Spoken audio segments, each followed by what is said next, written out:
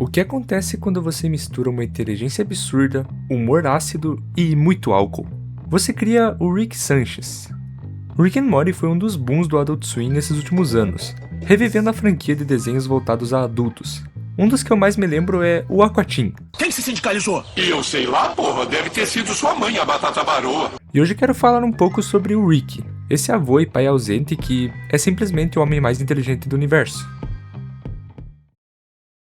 Vamos começar pelo absurdo, porque é impossível falar do Rick sem passar por isso primeiro. Esse homem é um gênio. Ele construiu um portal interdimensional sozinho, numa garagem com ferramentas improvisadas. Além disso, ele também construiu um microverso inteiro dentro da sua bateria, ou seja, um universo completo com civilização própria, gerando energia para alimentar o carro dele, e os seres daquele microverso nem sabiam que existiam só para isso.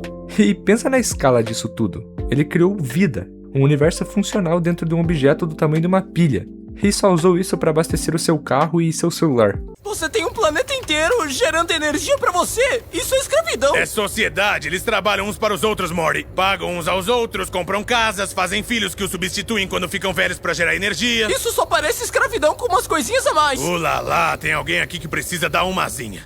Além disso, ele transferiu sua própria consciência para um clone mais jovem só porque ficou entediado de ser velho. E quando não gostou da experiência, matou uma fileira inteira de outros clones que tinha criado de si mesmo, sem pensar duas vezes. Acho que tenho que voltar para os rascunhos! Ai, meu Deus, Rick, não! Rick, não, para! Ai, meu Deus! O vovô voltou, bebê! Ele também construiu robôs, dispositivos que invadem sonhos, um parque de diversão inteiro dentro do corpo de um mendigo, e o detalhe mais absurdo de tudo é que ele trata cada uma dessas invenções com o mesmo nível de interesse que você trata quando faz um sanduíche. Porque pra ele é só mais uma coisa que ele fez porque conseguia fazer. E existem múltiplas versões do Rick espalhadas pelo multiverso, o que naturalmente levanta uma pergunta inevitável. Se existem Ricks suficientes para formar um conselho inteiro, uma cidadela com milhares deles vivendo juntos, o que faz esse Rick ser diferente de qualquer outro? O nosso Rick é o C-137, e a resposta não tem nada a ver com inteligência, sabia? Porque a inteligência nesse universo é o ingrediente mais comum que existe, já que todo Rick é genial. O que separa o C-137 é a dor, porque por trás de cada invenção absurda, de cada piada ácida, de cada momento em que ele resolve um problema cósmico como se fosse um dia normal, existe uma origem que explica tudo isso.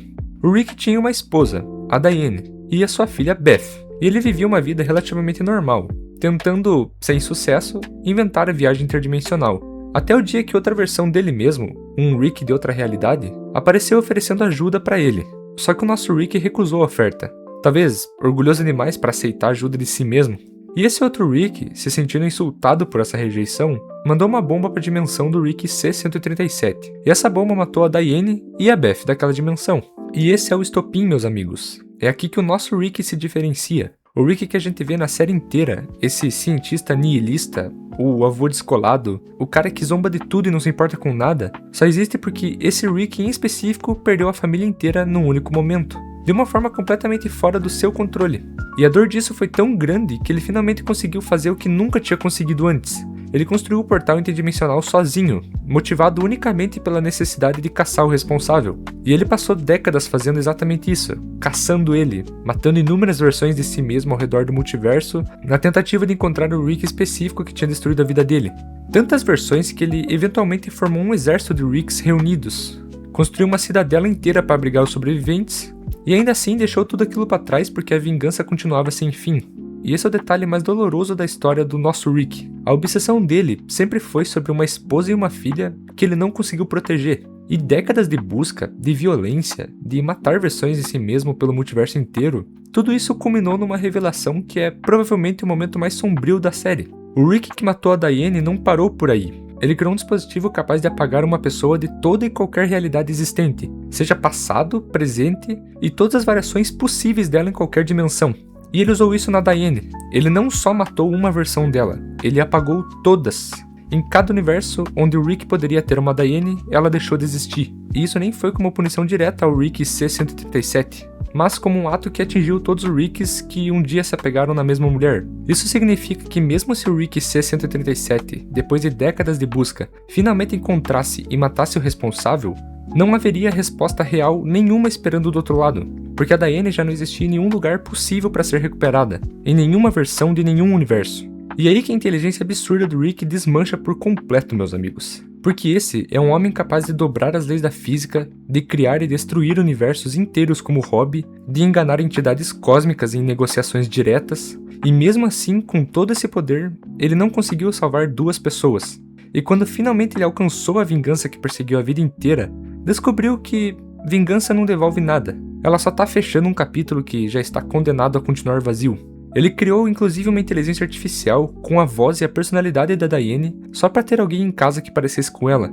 Uma versão programada para ecoar pelos corredores da casa antiga, lembrando ele constantemente que ele falhou em protegê-la e empurrando ele a continuar a vingança.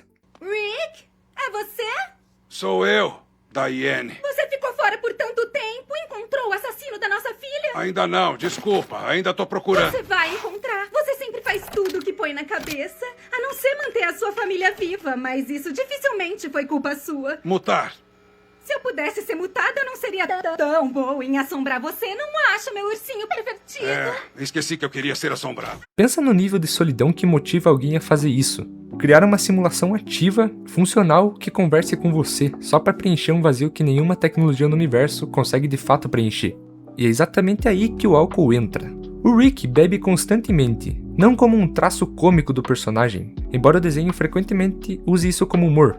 Ele é o homem mais inteligente do universo, capaz de resolver qualquer problema científico que existe, e ainda assim é incapaz de resolver o próprio vazio interno sem recorrer a álcool em quantidade suficiente para borrar sua consciência. E foi revelado nessa nova temporada que o cantil dele é praticamente infinito.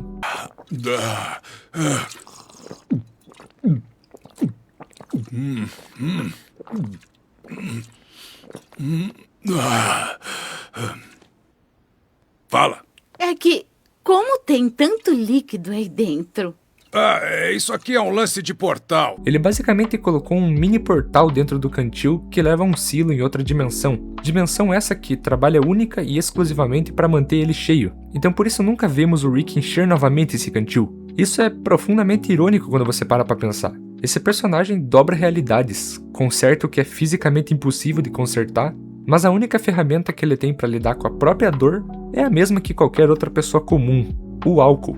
Mas bom, quando ele finalmente encontra e mata o Rick responsável por tudo, anos e anos depois, não existe nenhum alívio esperando do outro lado. Ele se vingou e mesmo assim nada mudou.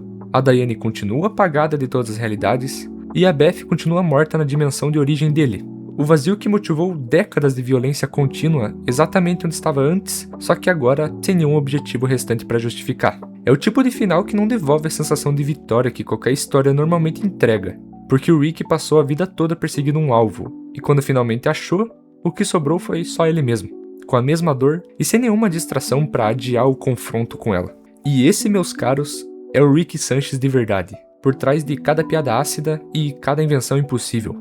Um homem que, literalmente, pode fazer qualquer coisa, exceto a única coisa que ele realmente queria: voltar no tempo antes da bomba ou encontrar uma versão do mundo onde a Diane ainda existisse esperando por ele. Muito obrigado para você que assistiu até aqui e tchau!